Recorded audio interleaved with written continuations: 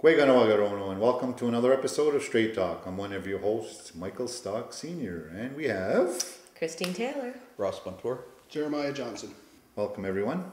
Yeah, a lot of stuff going on. Yeah, we were off for a little while there, and I still wanted to do the show, though, except for last week I was away, but there was so much stuff that was going on in the community. Yeah.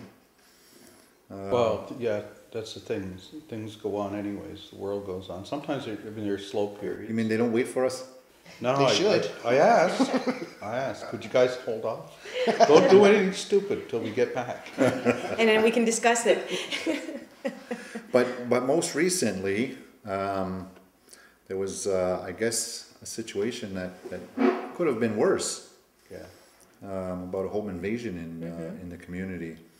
Who wants to start? Wow. Well, I'm sure it'll be covered. It's been covered already in the news. It's already been on the radio locally. Discussions about it.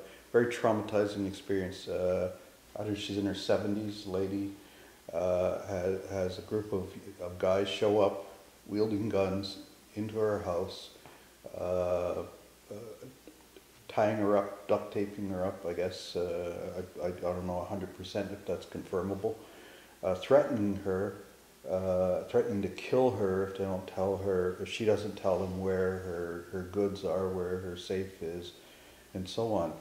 And all the while, I guess the concern is, that people go by or whatever. Of course, you don't know what's going on behind somebody's closed doors. But this is invasion by people from outside of the community coming in. Luckily, this lady was not harmed other than her personal sense of security, her personal sense of safety, and whatever minor bruises may have come. But will she ever be able to return to her home again with any kind of peace of mind becomes a huge issue now. And the question, I guess, is are we going to live in a community where we have to deal with that fear all the time? In fact, what can we do to prevent it, to protect ourselves from it?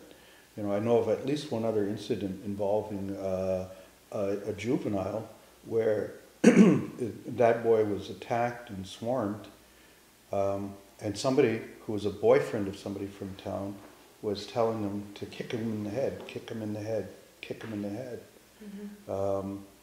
And so that kind of thing, I think, stirs a kind of feeling in people, I believe. It's just like, wait a minute. Okay, one thing, you want to come here and visit. Okay, but if you're going to cause mayhem, if you're going to harm people here, you don't need to be here. Yeah. But again, we don't have a walled border around Kahnawake. I think I guess what a lot of people are asking is, what can we do? And in those situations, I mean, there was 2 meetings. Unfortunately, I wasn't able to go to either of them. You were at both of them, weren't you? Yeah. It was kind of an impromptu meeting. It was a last-minute thing on the next day after this event had happened. It was published on Facebook, and surprisingly, we had about 35 to 40 people show up at the green space at K103. And the next meeting, like last meeting was last night at KSCS, there's 55. So it is growing. The young lady who had initiated this, Kirby DeLille, is organizing, facilitating this initiative anyway. It's basically for community safety. What she's trying to do is gather the community, get everybody's idea as what we feel the community needs to make itself safer. And then bring this forward, hopefully, into something concrete. And what were some of the concerns at the green space? They're the same as they were at the last meeting. It was basically about the same thing. People wanted to see our community safe. We recognize that there's an issue with non-natives coming in. It's not just non-natives, though. It is within our own people too. But a lot of it comes down to basically is what is the source of this problem? What's causing people to come into our community like this? And of course, it's the businesses we have.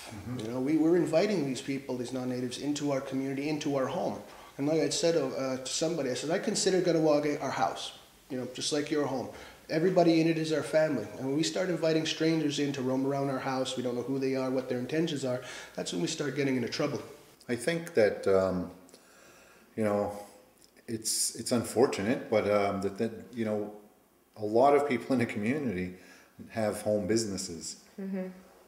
It's different if you have a store and it's away from your home, where you're having a lot of people that aren't from the community coming in to the store and leaving. They have no ties directly to you. But when it's in your home or part of your home, then it's directly, you know, directly surrounding your living environment now, and you're sort of opening yourself to people who you don't necessarily know. But you seem to be saying there was the discussion about the kinds of businesses. Well, we have to look at the source of the problem, is what's drawing people here, what's making them come here. So what's the perception? Our money. It's our money. You know, where there's money, you attract bad people. That's the rule everywhere you go. Where there's money, you're going to attract crime. You know, and you know, say what it is. It's a cigarette issue. It is. You know, most people are dealing cigarettes out of their home. You know, it's cheaper that way, I suppose, to try to run a business like that. But it's no longer where before it was a lot of the highways. So people are coming in the highways, they're going and coming and going. They were getting robbed all the time. They're still getting robbed. But the perception on the part of the people doing this, is it not based on some assumption that they can't report that? We go in and we rob a cigarette store and shove a gun in somebody's face. They can't even report that because it's illegal. Well, maybe on the part of the Maybe. people that are committing the crime may feel that's the case, but that's not. You know, anybody committing a crime, regardless of what's involved. An armed robbery is an armed robbery. Exactly. You know, a home invasion is a home invasion. Trespassing at night is trespassing at night. Regardless assault of is the, assault. of the income. It doesn't really matter. If you're going to steal, you're going to steal, whether it's cigarettes or whether it's something else. The perception maybe to some of the individuals who are doing that may think that, but that's definitely not the case.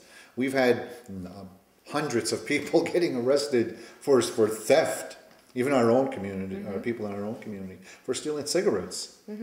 It's still a crime that goes punished. It doesn't. A crime go is a crime is a crime. Yeah. So it's important that you know that people understand that. I also think that there's a false sense of security that a lot of us, as community members, seem to operate under a lot of time, is that we're going to know basically everybody who's going to be coming into our business. And with the expansion and with expansions, and as well as with certain industries, we need to start looking at the outside, bringing in the income, and along with that comes bringing in people from out of the community. You know, so we're no longer dealing with, you know, our own neighbors, or, you know, we don't know exactly who's coming in and coming out. But you see, the thing is, this didn't just start 3-4 days ago. No. This has happened a number of times.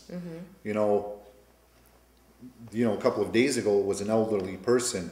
And 2 years ago there was a home invasion involving a large amount of money in a safe and all of that. So it's not something that's not happening, and we'll talk about it more because it is a big topic in the community, and I think that there's a lot of issues that we need to look at, but we're going to take a quick break, and we're going to be back right after these messages.